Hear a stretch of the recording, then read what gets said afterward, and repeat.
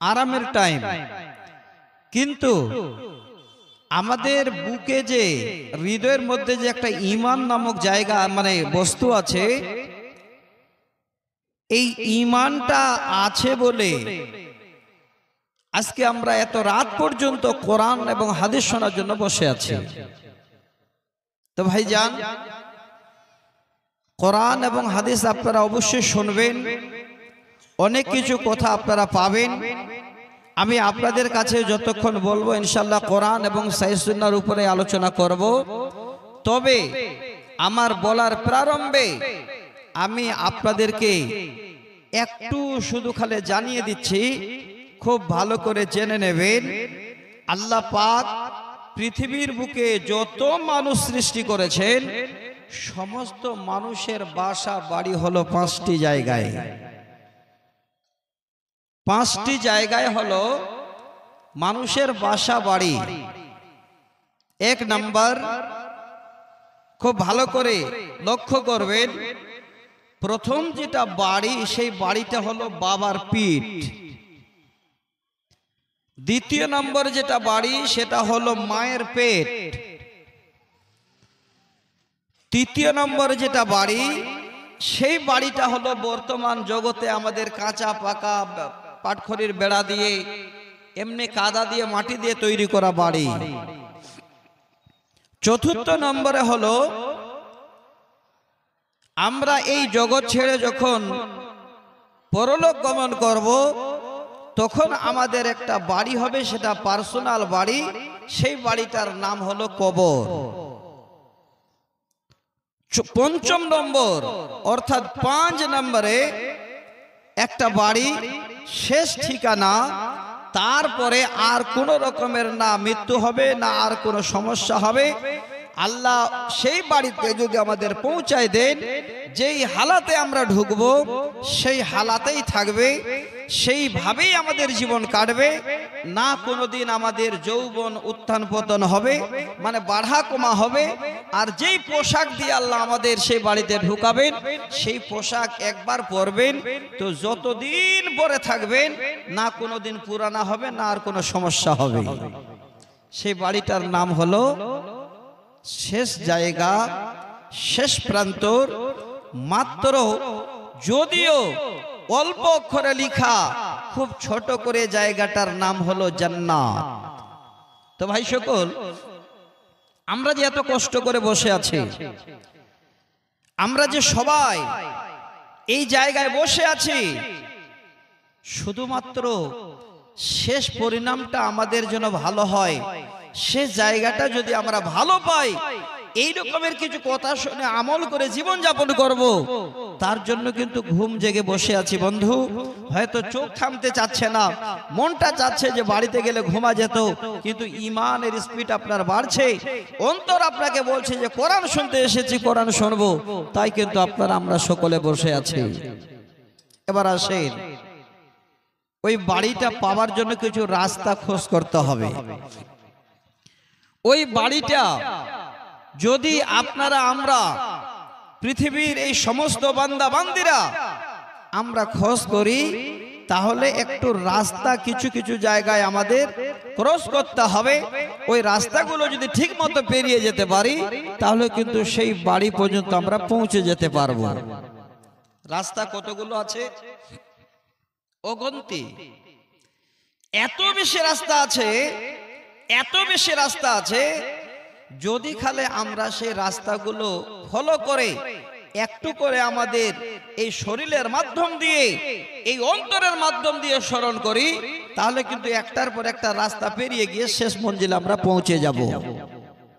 তো প্রথমে ওই জায়গাটাতে পৌঁছাবার জন্য আগে আমি আপনাদের থেকে যে খাওয়াতিনেরা, যেই মায়েরা, যেই বোনেরা বসে আছেন, ওই মায়েদের আমি আগে বানাবো বা আগে বলবো। কারণটা হলো, এমনি প্রকাশ্যে স্পষ্ট হাদিসে আছে যে মায়েরা জান্নাত বাদ দিয়ে তাদের জাহান্নামের ঠিকানাটা আগে। জাহান্নামী তারা বেশি, তারা জাহান্নামে বেশি যায়। আমার মায়েদেরকে একটু সতর্ক করে দেব, মা, জান্নাত যাওয়ার জন্য রাস্তাটা কত সহজ, যারা বসে আছেন একটু ভালো করে শুনবেন। যদি আপনার কোলে বাচ্চা আছে, বাচ্চাটাকে সুন্দর করে ঘুম দিয়ে আপনার কোলে আপনি চাদর দিয়ে ঢাকিয়ে নিয়ে থাকেন, কিন্তু কর্ণ দুটো খুলে, কান দুটো খুলে একটু মন দিয়ে শুনুন। আসেন, যে কথাগুলো আমি বলবো প্রত্যেকটাই দলিল দিয়ে, প্রথমে একটা হাদিসের মাধ্যম দিয়ে আপনাদের কাছে আমি আগে বাড়ছি।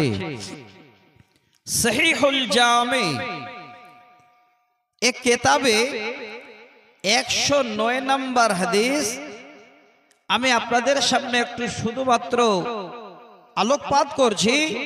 ওই রাস্তাটা পাওয়ার জন্য প্রথম কর্মটা আমার মায়েদের কি করতে হবে। হাদিসের রাবি হযরতে হুসাইন বিন মেহসান রাদিয়াল্লাহু তাআলা আনহু, তিনি বর্ণনা দিচ্ছেন। কি বলছেন? তিনি রাবি বলেন, একদিন আমার ফুপি আমার বাবার বোন, আমার পিসি বা আন্টি বা আমার ফুপু আল্লাহর নবীর দরবারে গিয়ে হাজির হলেন।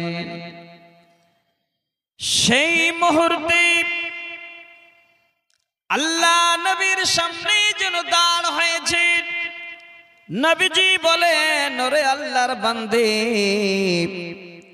এমন কি উদ্দেশ্য নিয়ে এখানে হাজির হয়েছ?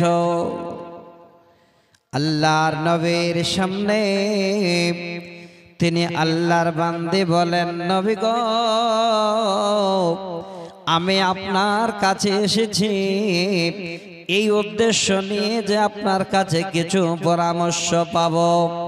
আল্লাহর নবী সঙ্গে যেন প্রশ্ন করলেন, আমার কাছে এসেছ বটে, আমি তোমার কাছে আগে সওয়াল করে তোমাকে পুছি, তোমার কাছে জানি যার মাথা হাতে এতদিন ধরে তুমি জীবন কাটালে, যার মাথা হাতে এতদিন সময় পার হয়ে গেল, সেই হলো তোমার স্বামী, সে হলো তোমার সহার। একবার বলো তো, তোমার স্বামী জীবনে বেঁচে আছে কিনা? তিনি আল্লাহর বান্দী দাঁড় হয়ে গেলেন। ওই মুহূর্তে বলেন, নবী গো, আমার স্বামী মওজুদ, যেই স্বামী আমার ঘরে আছে। তবে আল্লাহর নবী, আমার স্বামী মওজুদ। নবীজি বলছেন, তুমি তোমার স্বামীর সঙ্গে কেমন ব্যবহার করো, কেমন তুমি তোমার স্বামীর সঙ্গে চলাফেরা করো? তিনি আল্লাহর বান্দী বলেন, ওগো আল্লাহর নবী, আমি কোন সময়ের জন্য আমার স্বামীর খিদমত করতে আমি পিছু পা হই না। যখন যেমন প্রয়োজন আমি আমার স্বামীকে স্বামীর জায়গায় রেখে এই রকমের জীবন যাপন করি। কিন্তু যখন আমি ক্লান্ত হয়ে যাই, কোন সময় যদি আমি একটু ব্যস্ত হয়ে যাই বা ক্লান্ত বোধ মনে করি, তখন আমি আমার স্বামীর কাছ থেকে একটু দূরে সরে আসি। আল্লাহর নবী বলছেন, ওরে আল্লাহর বান্দে শোনো, কোন সময়ের জন্য তুমি স্বামীর কাছ থেকে পিছু পা হবে না। আল্লাহর নবী সঙ্গে সঙ্গে যেন জবান খুলে বলেন, ফানজুরি আইনা আনতে মিনহু ফাইন্নামা হুয়া জান্নাতুকি ওয়া নারুক। ওরে আল্লাহর বান্দি, তুমি তোমার স্বামীর ধার পাশে থাকো, কারণটা হলো তোমার স্বামী তোমার জন্য জান্নাত এবং জাহান্নাম। আমার মা, ওই ছোট্ট জায়গা জান্নাত যাওয়ার জন্য আপনি যার কাছে থাকছেন, যে আপনাকে সুন্দর করে পোশাক পরাচ্ছেন, যে এত আদর সোহাগ দিচ্ছেন, যে এত আপনাকে স্নেহ মায়া দিচ্ছেন, ভালোবাসা দিচ্ছেন, সেই স্বামীর সঙ্গে যদি তুমি সদা সর্বদা থাকো, তার সঙ্গে যদি ভালো ব্যবহার করো, তাহলে তোমার ঠিকানা জান্নাত, আর তোমার স্বামী হলো তোমার জন্য জান্নাত এবং জাহান্নাম। যদি সৎ ব্যবহার করো, ভালো ব্যবহার করো, মনের ভিতরে অহংকার না দেখাও, স্বামীকে যদি কোনো রকমের তুচ্ছ মনে না করো। সেই স্বামী আপনার যদি রাজমিস্ত্রির জোগাড়ি হয়, যদি একজন ফেরিওয়ালা হয়, যদি মনে করেন এই হলো আমার জীবনের সঙ্গী, যেইটুকু হক আদায় করার হক আদায় করেন, তাহলে জেনে রাখেন আপনার ঠিকানা জান্নাত। আর যদি একটু এদিক ওদিক হয়, তাহলে আপনার জায়গাটা চেঞ্জ হয়ে আপনার ঠিকানা হয়ে যাবে জাহান্নাম। অনেকগুলো হাদিস বলার ছিল, আমি যাচ্ছি না, আমি শুধু খালি আপনাদের পয়েন্টটা প্রথমে তুলে দিলাম। জান্নাত পাওয়ার জন্য ছোট্ট জিনিসই যথেষ্ট। এবার আসেন, আমি কেন বললাম প্রথমে, বর্তমান আমাদের জীবন সংসারে বর্তমানে আমরা স্বামী স্ত্রীতে বেশিরভাগ ঝগড়া, গন্ডগোল, অশান্তি, অনেক রকমের সমস্যা দেখা দিচ্ছে। কারণ একটাই, যে আমরা এখন স্ত্রীর কাছে অনেক সময় জন্য অনেক বিষয় নিয়ে মাথা নত করে ফেলছি। কি কি কারণ আমি একটা একটা করে আপনাদের গন্তি করে শোনাবো। যদি ওই জায়গায় আপনি না পড়েন, তাহলে আপনি আপনার জায়গায় আছেন, ইনশাআল্লাহ কোনো সমস্যা নেই। আর যদি ওই জায়গায় পড়ে যান, তাহলে আপনার স্ত্রীও কোনো সময় আপনার উপরে বেড়ে কথা বলবে। তবে মা, হে বোন, আমি আপনাদের অনুরোধ করছি, প্রথমে একটা কথা বলেছি, স্বামী যদি ফেরিওয়ালা হয়, স্বামী যদি গরিব হয়, স্বামী যদি রাজমিস্ত্রির জোগাড়ি হয়, স্বামী দেখতে যদি কালা হয়, সেটাই আপনার জীবন সঙ্গী। তাকে মেনে জীবন যাপন করবেন, আল্লাহর জান্নাত পাওয়ার জন্য রাস্তা সহজ। গৌরব করিয়েন না। এই জন্য বলছি, সহিহ বুখারীর হাদিস, আমার শ্রদ্ধাভাজন আব্দুর রাকিব সাহেব এখানে বসে আছেন, আমার বন্ধুবর। যেই মাদ্রাসায় উনি আছেন জানেন সবাই, মাদানী সাহেবের মাদ্রাসা, সেখানে বুখারী পড়া হয়। সহিহ বুখারীর প্রথম খণ্ডে 3113 নম্বর হাদিস। একটা শুধু খালি আপনাদের সামনে আমি আলোকপাত করছি, যে এইটুকু যদি আমল করেন, তাহলে আপনার ওই জায়গাটা পাওয়ার জন্য যথেষ্ট হবে। যিনি এত বড় নামি দামি মানুষ, যাকে বলা হয়েছে পৃথিবীর বুকে জান্নাতের সর্দারনী বলে তাকে আখ্যায়িত করা হয়েছে, যাকে আল্লাহ রাসূল নিজেই বলেছেন, ফাতেমা তুমি চিন্তা করো না, পৃথিবীর বুকে তুমি এত সম্মানী, পরকালে আরো এত সম্মানী, যে সমস্ত নারীদের সর্দারনী হবে তুমি জান্নাতে, লিডার। সমস্ত জান্নাতের যত নারী থাকবে, তার মধ্যে তুমি থাকবে 1 নম্বরে। কেন বলেছিলেন দেখেন, আমি আপনাদের কাছে এই হাদিসটা শোনাচ্ছি। হযরতে ফাতেমা বলেন, আমার আব্বা জান আমাকে বিয়ে দিলেন, আমার স্বামীর ঘরে গেলাম, আমার স্বামী এত অভাবী ওই মুহূর্তে। স্বামীর ঘরে গিয়ে নতুন বউ হিসাবে আমি যে বসে বসে তৈরি খাবার খাবো, এই খাবার আমার স্বামীর ঘরে আমি পাই নাই। আমি নতুন বধূ, নতুন বউ হিসাবে গিয়ে আমার স্বামীর ঘরে গিয়ে আমি রান্নার কাজে জড়িয়ে গেলাম। হে যুবক বন্ধু, যে মায়েরা পর্দার আড়ালে আছেন, ভালো করে শুনবেন। বর্তমানে যদি কোনো ভাই, কোনো বন্ধু, কোনো দোস্ত আমার বিয়ে করে নিয়ে আসে, ওই নতুন বউটাকে 8 দিন, 10 দিন, 15 দিন, কেউ 6 মাস পর্যন্ত আগে বসে বসে খাবার দেবে। নতুন বউকে কাজ করতে দেবে না। কিন্তু যিনি হলেন সাইয়্যিদাতুন আহলিল জান্নাত, জান্নাতের সর্দারনী, যিনি হলেন পৃথিবীর সর্বশ্রেষ্ঠ মানবের মেয়ে হযরতে ফাতেমা, স্বামীর ঘরে যাওয়ার পরে এক সেকেন্ডের জন্য যেন তৈরি খাবার পায় নাই, নিজে খাবার বানিয়ে তৈরি করে দুই স্বামী স্ত্রীতে খেয়েছে।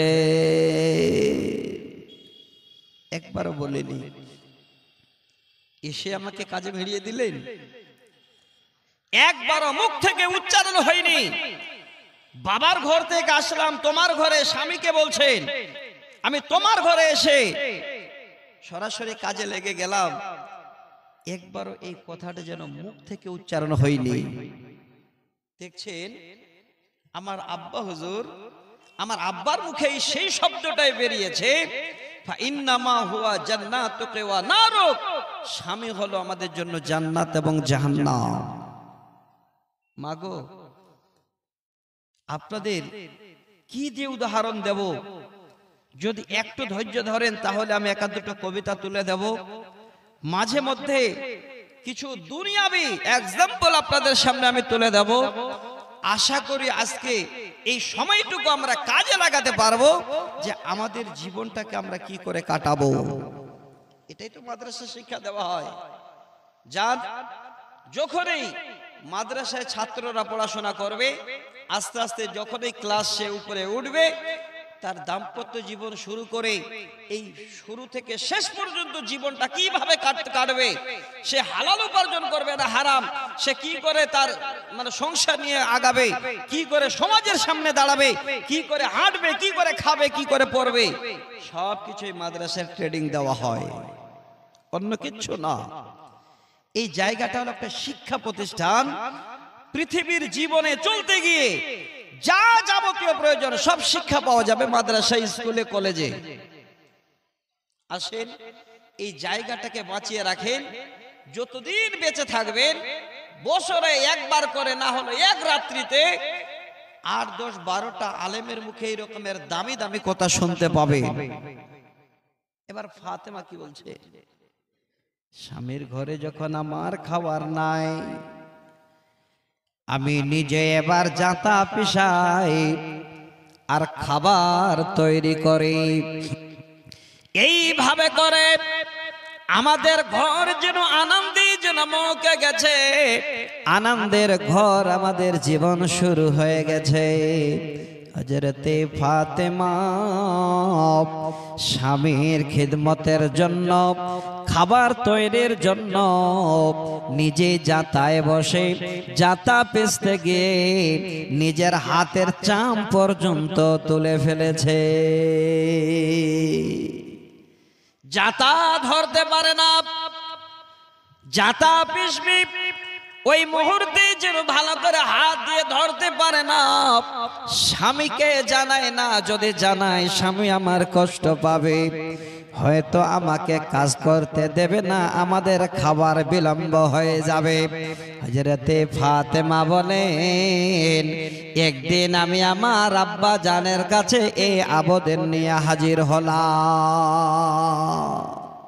কিসের আবেদন দেখেন ভালো করে।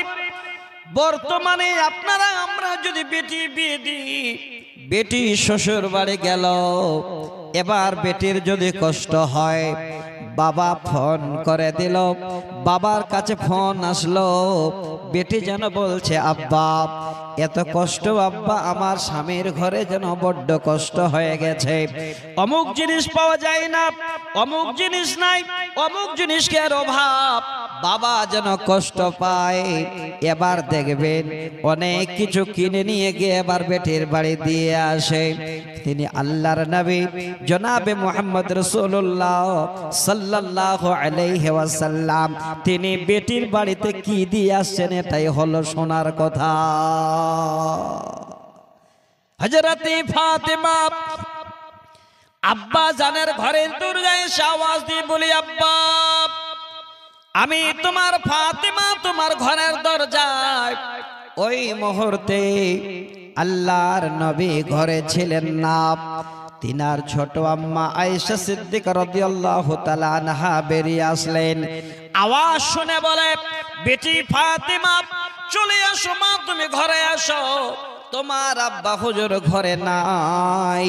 কি তোমার প্রয়োজন তুমি বলো, যেটুকু বলার আমি তোমার আব্বার কানে সম্পূর্ণটাই জানিয়ে দেব। হযরত ফাতেমা খবর পেলেন আব্বাজান ঘরে নেই, একটু যেন কি ইশারা করে আবার ঘরে চলে গেলেন, কারণ ঘরে স্বামী আছে হযরতে আলী, তার যেন কষ্ট না হয় তাড়াহুড়া করে আবার আপন ঘরে ফিরে গেলে। হযরত আলী জিজ্ঞাসা করছেন, কাজ কিছু হয়েছে? বলে আব্বাজান বাড়ি নেই গো। এইদিকে নবীজি ফাতেমা চলে যাওয়ার পরে বাড়ি ঢুকছেন, হযরত আয়েশা দাঁড়িয়ে বলেন, নবী গো বাড়ি ঢুকছেন, তবে শুনেন আপনার লাগতেছে গার, আপনার কলিজার টুকরো ফাতেমা আপনার খোঁজে এসেছিল, আপনাকে না পাওয়ার কারণে ফিরে গেল। আল্লাহর নবী সঙ্গে সঙ্গে বাড়ি না ঢুকে এবার ফাতেমার ঘরে হাজির। ওরে আমার বোন, মায়েরে আমার, আব্বাজান মেয়ের কাছে কি উপহার নিয়ে গেল, কি বস্তু নিয়ে গেল, এটাই বুঝাবার। দরজায় গিয়ে আওয়াজ দিয়ে বলে, ফাতেমা আমি তোমার আব্বা এসে গেছি। হযরত ফাতেমা যেন খুশি হয়ে গেলেন। নবীজি বলেন, আমার জামাই আলী আছে কিনা বলো। বলে, আব্বা ঘরে আপনার জামাই মওজুদ। দুই জামাই মেয়েকে এবার নিয়ে বসলেন, সঙ্গে সঙ্গে মেয়ের কাছে আবেদন করলো, আব্বা। নবীজি বলছেন, হে ফাতেমা শুনলাম তুমি নাকি আমার কাছে গিয়েছিলে, কি কারণে বেটি বলো? যতক্ষণ না তোমার কথা আমি শুনতে পাই আমার মনের ভিতরে যেন শান্তি আসে না রে বেটি। কেন তুমি আমার কাছে গিয়েছিলে, কি প্রয়োজন বলো? আব্বাজানকে বলে, আব্বা এমন বড় কিছু কাজ ছিল না, আমি একটা দাসীর আবেদনের জন্য আপনার কাছে গিয়েছিলাম। আব্বা এই যে যাতায় বসে যাতা চালাতে গিয়ে হাতের চামগুলো উঠে যাচ্ছে, তাই যেন আপনার কাছে গেলাম। একটি যদি দাসী আমাকে উপহার দিতেন, এই দাসীর আবেদনের জন্য আপনার কাছে যাওয়া হয়। আল্লাহর নবী মেয়ের দিকে তাকান, তাকিয়ে বলছেন, বেটি রে আমি তোমার আব্বা, যদি একটা দাসীর থেকে আরো অতি উত্তম, তার থেকে বেহতর, তার থেকে ভালো উপহার তোমাকে তোমার আব্বা দিতে চাই, বলো বেটে তাতে তুমি রাজি আছো কিনা? ফাতেমা বলেন, আব্বা এর থেকে আর বড় সুসংবাদ কি হতে পারে? দেখেন আব্বাজান মেয়েকে কি উপহার দিচ্ছেন, মাথায় হাত বুলিয়ে বলছেন, বেটি আমি তোমার আব্বা তোমাকে উপহার দিচ্ছি। শোনো, সারাদিন যখন তুমি কাজে ব্যস্ত থাকবে, আমার জামাইয়ের কাছে তুমি খাবার দেবে, জামাইয়ের সঙ্গে জীবনে আনন্দ করে সময় পার করবে। সারা রাত কর্মের পর, সারাদিন কর্মের পরে সন্ধ্যায় যখন বিছানায় শুইতে যাবে রে মা, ঠিক যখন তুমি বিছানায় শুইতে যাবে ওই মুহূর্তে এই শব্দগুলো তোমার মুখে তুমি উচ্চারণ করবে। কি শিক্ষা দিচ্ছি দেখেন, একজন নবীর মেয়েকে আল্লাহর নবী শিক্ষা দেন, বেটি ফাতেমা যখন বিছানায় শুইবে 33 বার তুমি সুবহানাল্লাহ পড়বে, 33 বার আলহামদুলিল্লাহ পড়বে, 34 বার তুমি আল্লাহু আকবার পড়বে। হে বেটি ফাতেমা, যদি তুমি এই কালমা শব্দগুলো পড়ে শুয়ে যেতে পারো, আল্লাহর কাছে দাসের থেকে অনেক অনেক বেশি যেন মূল্যবান সম্পদ পাবে। হাদিসটা শোনালাম কেন? এই হাদিসের মতলবটা কি ভালো করে বুঝেন। হযরতে ফাতেমা ছিলেন আল্লাহর নবীর মেয়ে, তিনি ছিলেন জান্নাতের মেয়েদের সর্দারনী। সেই স্বামীর ঘরে খাবার নাই, নিজেই খাবার তৈরি করেছেন, তারপরে একবারও নিজের স্বামীর উপরে কথা বলে নাই। উদ্দেশ্য হলো ফাইন্নামা হুয়া জান্নাতুকি ওয়া নারুক, স্বামী হলো জান্নাত এবং জাহান্নাম। এই কারণে এত বড় সম্মানিতা মা হয়ে স্বামীর উপরে একবারও কোনো রকমের কথা বলে না।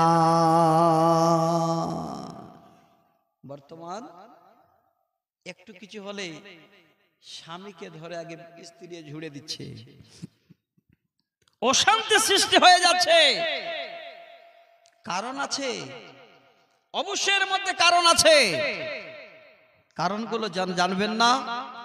সমাজে চলতে গেলে যেইগুলো প্রয়োজন আমাদের অবশ্যই জানা দরকার। আপনার উপরে কোনো রকমের কথা বলবে না, কোনো আওয়াজ হবে না, যদি আপনি ঠিক মতো চয়েস করতে পারেন যে আমার জীবনের সঙ্গিনী আমি কাকে বানাবো। আর যদি খোঁজ করেন জিন্স প্যান্ট ওয়ালি তোর হাতে মোবাইল, তাহলে আপনাকে এমন বানাবে, এমন করবে যে দেখবেন যে আপনার লাইফটাকে বরবাদ, হয়তো ঘর ছেড়ে আপনাকে বিদেশে সময় কাটাতে হবে। আসেন, আদর্শ নারী, আদর্শ মহিলা, আদর্শ বিবি কেমন করে পাওয়া যায়? আর একটা বুখারীর হাদিস শোনাচ্ছি আপনাদের। কত বড় আদর্শ ওনাদের, পৃথিবীর বুকে ওনারা রেখে গেছেন। সেই আদর্শের মতো আদর্শ যদি বান কোনো নারী হয়, তাহলে জীবন আপনারও যেন কল্যাণ, আপনার বিবির জন্য যেন পরকাল মঙ্গল। সহিহ বুখারীর আবার প্রথম খণ্ডে 2452 নম্বর হাদিস, যার মধ্যে একদম কোনো কিলোকাল নাই, বুখারী মুসলিমের হাদিস। হাদিসটা ছোট করে আমি আপনাদের কাছে আর একটু ইঙ্গিত করছি। আমার ভাই, আমার বন্ধু, খালি একটু নেবেন। আশা করি আপনার বাড়িটা ইনশাআল্লাহ যদি ঠিক মতো এইভাবে চলেন, তাহলে ফুল বাগানে পরিণত হবে। যে বাড়িতে স্বামী স্ত্রী যদি গরিব হয় আর তাদের সংসার জীবনে কোনো গন্ডগোল না হয়, খুশি আনন্দের জীবন কাটে, এর থেকে শান্তির বাড়ি পৃথিবীর বুকে আর কোনোটাই হতে পারে না। সব থেকে শান্তি হলো সেই জায়গায় যেই বাড়িতে কোনো সময় গন্ডগোল হয় না, চোখ রাঙানো হয় না, হাসিতে খুশিতে আনন্দে জীবন কাটে। যদিও বাড়িটা একটা পাটখড়ির ঘেরা দিয়ে তৈরি হয়, ওই বাড়িটা হলো দুনিয়ার বুকে সব থেকে অতি উত্তম বাড়ি। হাদিসে আসছে, তিনটে জায়গায় জীবনে কোনোদিন শান্তি আসে না, বুঝলেন?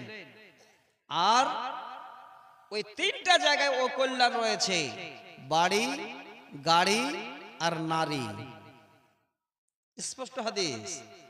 যদি বিশ্বাস না হয়, সহিহ বুখারীর 2553 নম্বর হাদিস, আল্লাহ রাসূল বলছেন, আস-সাওমু ফিল মারাতি ওয়াদ দারি ওয়াল ফারাশ। ও কল্যাণ রয়েছে বাড়িতে, গাড়িতে, নারীতে। তিনটে জায়গা। একটা হলো বাড়ি। কেমন? যে বাড়িটা বেঁধেছেন সে বাড়িটা পাটখড়ি, খুব হালকা, কিন্তু ওই বাড়িতে আপনি কোনোদিন কোরআন পড়ছেন না, আল্লাহ রাসূলের কোনো আলোচনা হচ্ছে না। পাশে আপনার এমন প্রতিবেশী আছে যে আপনি বাড়িতে শান্তি পাচ্ছেন না। এই জন্যে আল্লাহ রাসূল বলছেন, এই যে তিনটি জায়গায় অকল্যাণ রয়েছে, একটা হলো বাড়ি, দ্বিতীয় হলো গাড়ি। এবার এমন একটা গাড়ি নিয়ে আপনি চলছেন, যে গাড়িটা অচল, রাস্তায় চলতে গিয়ে বারবার বিপদে পড়েন, এই রকমের গাড়ি নিয়ে। তৃতীয় নম্বরে হলো নারী। এমন নারী নিয়ে জীবন যাপন করছেন, সারাদিন কর্ম করে এসে বাড়ি ঢুকছেন, আপনাকে হাসি মুখ দেখাবে কি আগের মুখ দেখাচ্ছে। এই জন্য আল্লাহ রাসূল এই তিনটি জায়গার কথা বলেছেন, ও কল্যাণ রয়েছে। যদি এই তিনটি জায়গা সত্যিতেই আল্লাহ রাসূলের হাদিস মোতাবেক হয়, তাহলে কোনোদিন অশান্তি আসবে না। ছোট্ট একটা বাড়ি দেখাচ্ছি আপনাদের।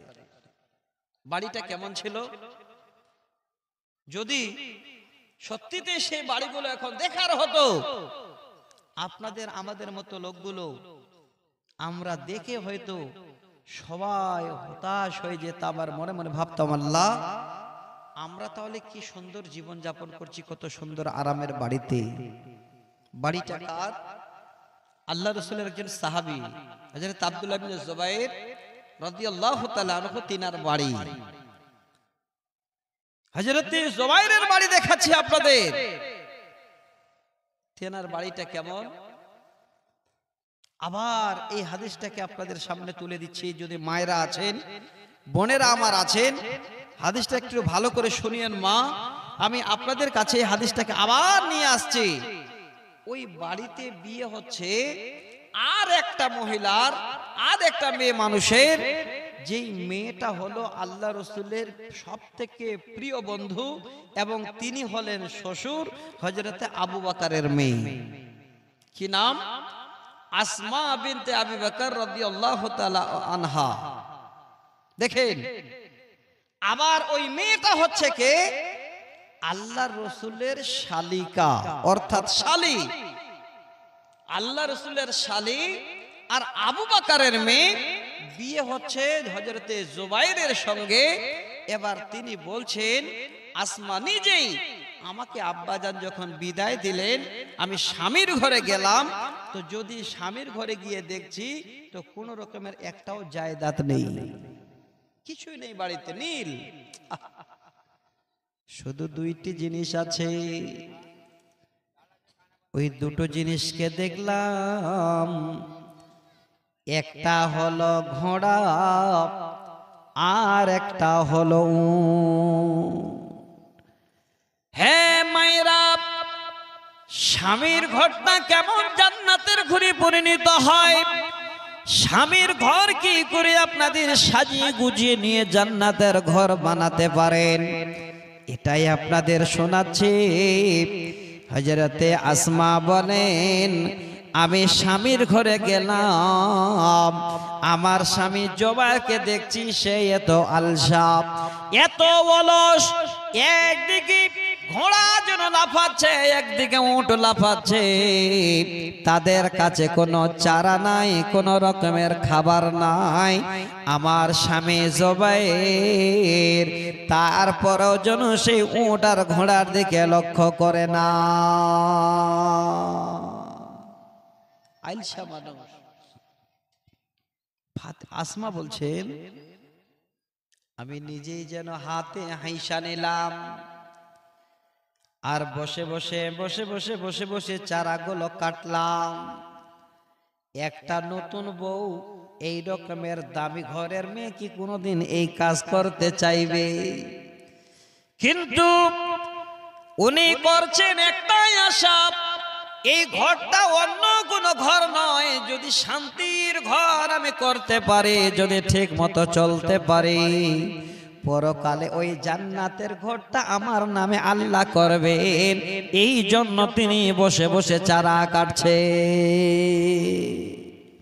চারা কেটে ঘোড়াকে উটকে দিয়ে পানি পান করান। হে যুবক বন্ধু, হে মা বোন, একজন মেয়ে আবু বকরের, তিনি হলেন নবীর শালী, এমন ঘরে গেলেন, ঘরে কোনো বেশি রকমের জায়দাত নাই, ওই উট আর ঘোড়াকে এবার চারা কেটে কেটে খাবার দিচ্ছে। আসমা বলেন, আমি যে কিছু রান্না করব, আখা না জ্বালালে তো রান্না হবে না। বন্ডে, বর্তমানে আপনাদের বিহারে শুধু খালি ভুট্টা আবাদ হয়, মাকই আবাদ হয়। আপনাদের জন্য পাইট করে, কষ্ট করে সমস্ত জন সেই ভুট্টার গাছগুলো নিয়ে এসে পালা করে রাখে, সারা বছর আপনার জন্য কোনো জ্বালনের অভাব না হয়। রাখেন না? কার সুখের জন্য? বাড়িয়ালিটা যেন কষ্ট না করে, শুধু টানবে আর আখায় ঢুকাবে আর সুন্দর করে খাবার রান্না হবে, এটাই শুধু করা হয়। আমার মা, হে আমার বোন, যারা হলেন পৃথিবীর বুকে নামি দামি নারী, যাদের ঠিকানা জান্নাত বলা হয়েছে, যাদের জান্নাতের সর্দারনি বলা হয়েছে, তাদের জীবনের কর্মটা দেখেন। আসমা বলেন, আমি যে রান্না করব, এই রকমের যেন কোন রকমের লোকড়ি আমার ঘরে দেখতে পাই না। বর্তমানে গ্যাস হয়ে গেছে, লোকড়ি নাই তো তাড়াতাড়ি করে ফাইটার মারুন আর গ্যাসে ভাত চাপান। হ্যাঁ দিনী মায়েরা, হ্যাঁ বোনেরা আমার, দেখেন আপনাদের মতো একজন মা হযরতে আসমা এবার দেখছেন কোন লোকড়ি নাই। আস্তে আস্তে স্বামীর কাছ থেকে এবার যাচ্ছেন তিনি লোকড়ি আনার জন্য। কোথায়? মদিনার বুকে আল্লাহ নবী হযরত জুবাইরকে জায়গায় রেখেছিলেন। ওই মুহূর্তে 2 বিঘা জমিন আতা করেছিলেন, অর্থাৎ কিছু জমিন নবী যেন হযরত জুবাইরকে দিয়েছিলেন। সেই জমিনটা হলো প্রায় 2 মাইল দূরে। আল্লাহু আকবার।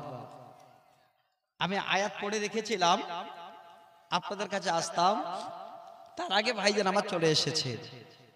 দেখেন, ওয়াল্লাযীনা ইয়াকনিজুনা আয-যাহাবা ওয়াল ফিজ্জাতা ওয়ালা ইউনফিকুনাহা ফি সাবিলিল্লাহি ফাবাশশিরহুম বিআযাবিন আলীম। আয়াতটা পড়েছিলাম উভয়কে আপনাদের শোনাবার জন্য।